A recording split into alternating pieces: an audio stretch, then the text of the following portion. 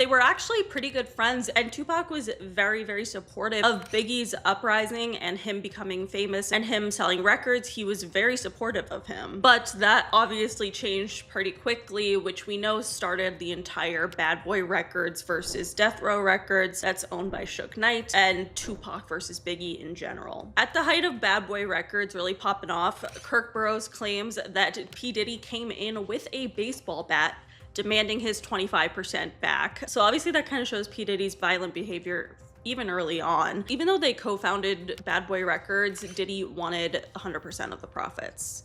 That's what he got. And at this point, he was making millions of dollars, like hundreds of millions of dollars. He was very rich. He could do anything and he could get away with anything. The documentary doesn't obviously explicitly say that P. Diddy had Tupac killed. However, it does have this police confession from Keefe D, who was arrested for killing Tupac, and he claimed exclusively to the cops that P. Diddy offered him $1 million to kill Tupac and Suge Knight. According to Capricorn Clark, who was one of Diddy's former employees, he found out that she was friends with the mother of one of Suge Knight's children, and he allegedly said to her that if there was any funny business between her and Suge, he literally said that he would have someone kill her in a dark park. There were several different instances of people in the actual documentary claiming that Diddy told them that he wanted Tupac and Suge Knight dead. A lot of people have conspiracy theories when it comes to Biggie Smalls. Obviously, P. Diddy owned Bad Boy Records, and that's the record label that Christopher Wallace was signed to. However,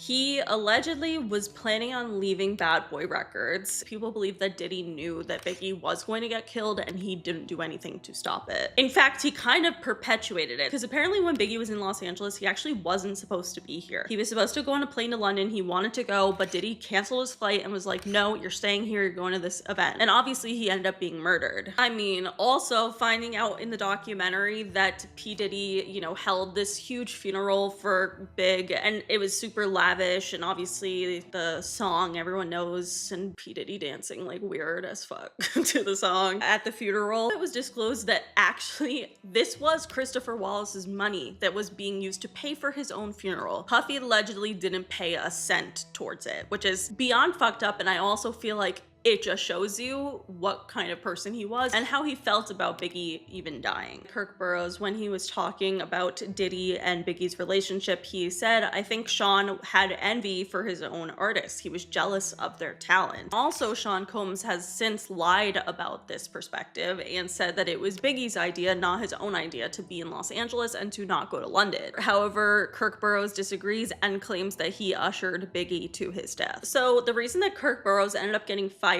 this was like after the 25% thing with the freaking baseball bat. He still worked at Bad Boy Records for a period of time. And after Biggie's death was really when he started to see Diddy's like very true colors in a very, very dark way. Basically, Biggie was going to leave Bad Boy Records, and he told Kirk Burrowes that he wanted him to change the terms of Biggie's contract after his death so that it would be more favorable towards Bad Boy Records, and so that he would make more money and that Biggie's family would get less money, which is so fucked up, especially because Biggie had a daughter and a mom and all of this stuff. Like, it's just, I can't. Even Biggie's mother herself, Voletta Wallace, claims that, basically said that all of it was a Puffy and Suge Knight war, kind of insinuating that she believes that Diddy was, in part at least, responsible for her son's death. The reason people were excusing Diddy's behavior was because it was making them money, and honestly, I think that that to a T shows you how fucked up the industry really is. And it makes you wonder who the hell else is still getting away with some of the same behaviors to this day. And that's the part that scares me. Anyway, that is it for today's video. If you guys liked it, please give it a big thumbs up. Let me know in the comments below what you guys think of these conspiracy theories. But that is it. Make sure you follow me on Twitter, TikTok, and Instagram, and subscribe for new videos every week. And I'll see you guys later. Bye.